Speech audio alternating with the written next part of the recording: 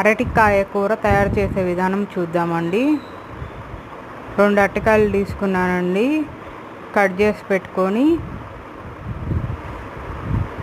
Stove పైన బాణాలు పెట్టుకొని నీళ్లు పోసుకొని అరటికాయ ముక్కలు వేసుకొని కాసేపు ఉడకనివ్వాలండి.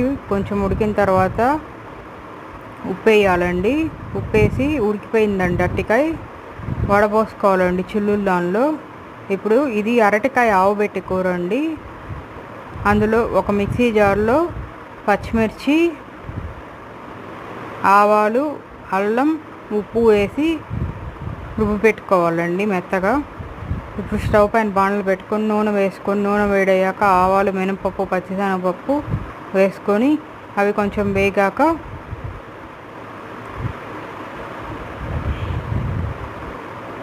చింతపండు రసం వేస్తున్నానండి.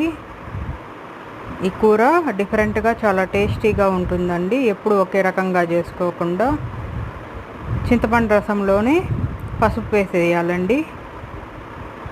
ఉడికించుకున్న అరటికాయ కూడా వేసేసుకున్నానండి.